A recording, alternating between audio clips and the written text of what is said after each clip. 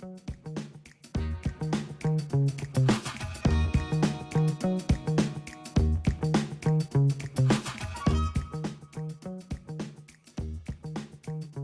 Sentinel viewers. This is Mr. Wendell, and welcome to another edition of the Sentinel Webcast. Today we have Terry Jenkins, Councilman.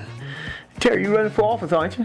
Yes, sir, I am. All right. November the 7th. That's November. The first Tuesday in November. Is that right? What made you decide to run?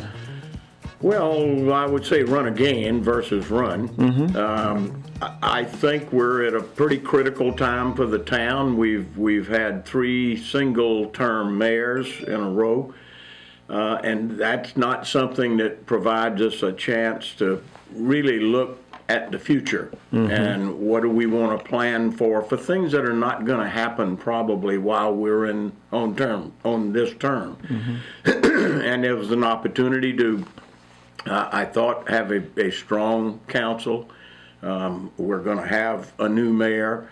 I think whoever that new mayor is going to serve more than one term. Right. And I think as a result of that, him having a council, whoever it is, behind them to deal with what has to be dealt with day to day, but really turn that over to staff and take a chance to look to our future is where we've got to be.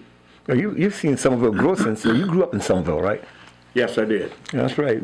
And both myself and my wife grew up here, but our families have both been here a couple of 100 years. So, and have been involved in politics from the inception of the town. So what was the population when you became cognizant of the Summerville being the town?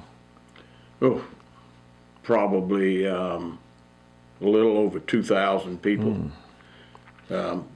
You know, we really didn't think of it when we were kids. Right.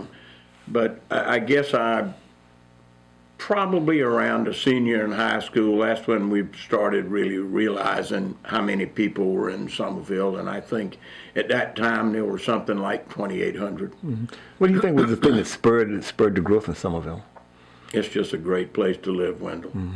I mean, it really is, and I think that if you look at the whole United States and the places that are growing, us, Texas, Florida, Georgia, places that have got better environments, better climate environment, generally speaking, lower taxation environments than both the Northeast where I've lived and the West Coast where I haven't. And I think people are looking for personally a better lifestyle from a weather perspective, but I think also a better lifestyle from how far the dollar goes. Well, with the growth comes a lot of problems, just like you mentioned at the beginning. What are some of the problems that we can handle, and what are some of the problems that are really difficult to handle? Well, I mean, the biggest problem you have, not just us, I think any community that's growing is getting in front of what the growth is. And what does that mean? It means how are you planning your infrastructure in advance, and none of us do that well. We're always playing catch up. That's the biggest difficulty we've got. And the town is not really in the business of building roads and stuff like that. Yes, we built a road and we were going to build Maple Street, but that's more the county and the state and the federal government. So, I think our role in that particular aspect of planning for the future is where do we have relationships. And I'm very fortunate in that I've got all of county council supporting my campaign and most of our delegation.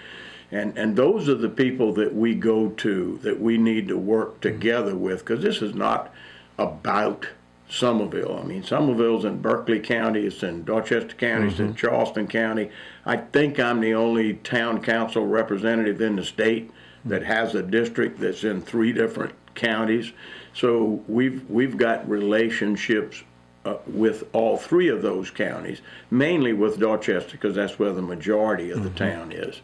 But it's through those people that we're able to get funding for a Main Street project that we've just gotten through the state, but for funding for roads. I mean, the county has been wonderfully helpful. They're helping us with Maple Street, but we're going to extend Cedar Street.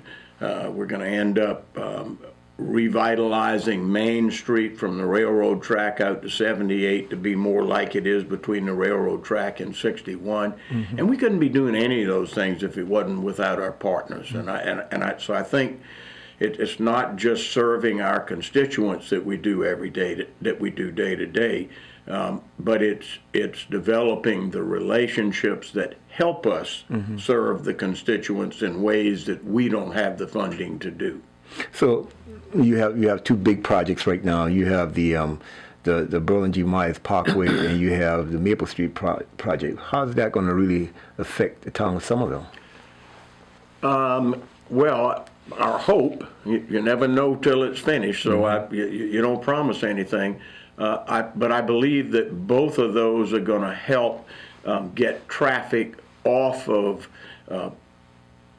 Main Street, mainly downtown Summerville, and will help us, the Berlin G. Myers, because you'll turn on that, but other people are going to bypass it, 199, and go to 197, and have a straight shot through Parsons Road to Central Avenue. But it's really more than that, because the county's got a pretty ambitious plan of what they're going to be doing with roads that are some in town and some in county. But they're going to be widening Orangeburg Road. They're going to be widening Central Avenue. The Maple Street feeding into all of that is going to allow not for less traffic, but for better traffic flow. And that's really what we're trying to achieve. We're not going to get less traffic. We're going to get more traffic, because Summerville's a great place to live. Dorchester County's a great place to live.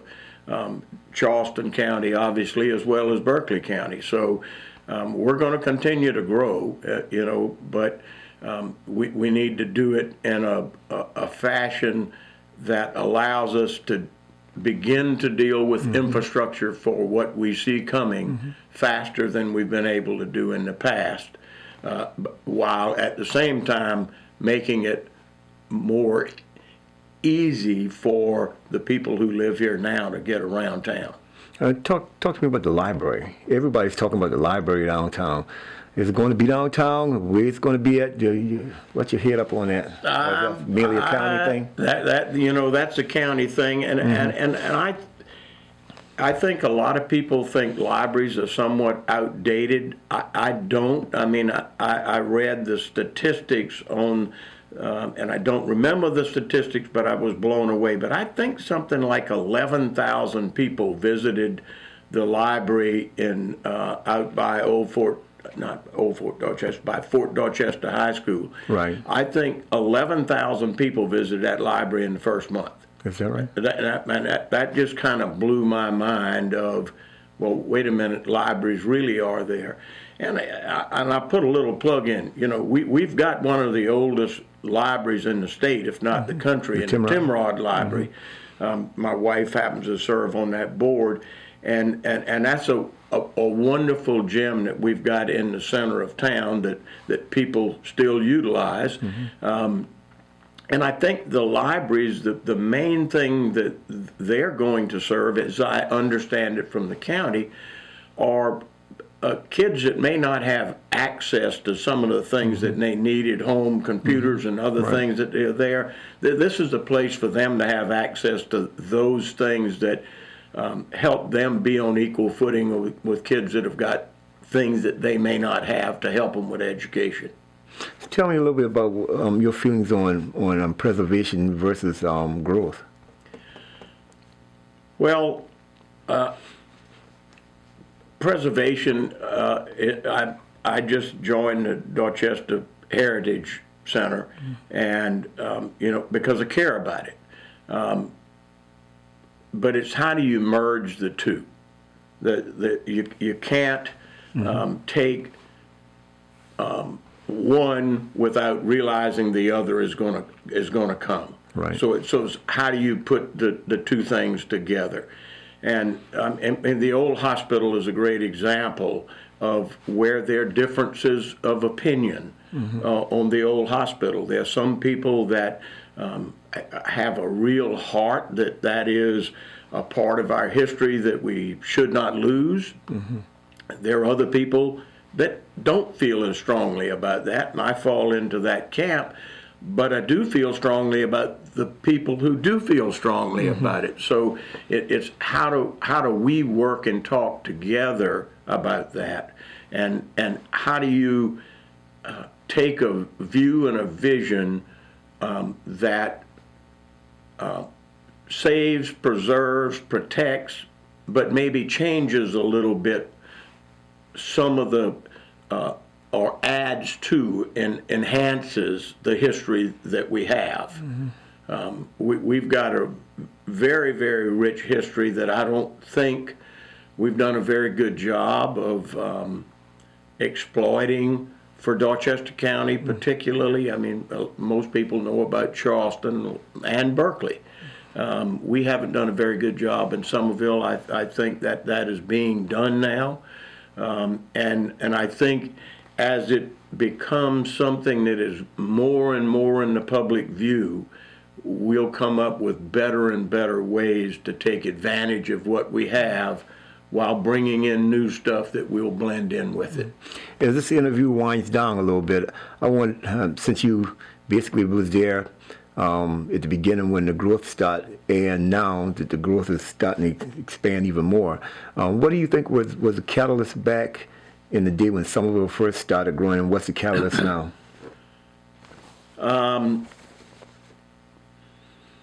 I think if I go back to the 60s when I was in high school, a lot of the growth we had then was really military. We had a lot of people that at the Navy base, at the Air Force base, that moved to Summerville. There wasn't enough housing on the base, and they came to Summerville High School. It was only Summerville High School. I remember. Okay. I was in there. I think I was in some of the larger classes when it was like about 4,000 people almost. Well, yeah, our class was the first to have 100 in it. So, okay. So I think that was the reason we saw growth then. The reason, as I said earlier, I think the reason we're seeing the growth that we're seeing now is because, one, we've got a great school system in Dorchester County, particularly in District 2, but even in District 4, and they're working well together. And so that's something people are looking for their kids. But again, as I said, this is just a great place to live. You know, we've got rivers around us, we've got beaches around us, we've got forests around us, we've got hunting land around us. I mean, we've got everything that outdoor people that like the outdoors enjoy. A lot more work to be done on parks, playgrounds, and the county's doing a wonderful job with that.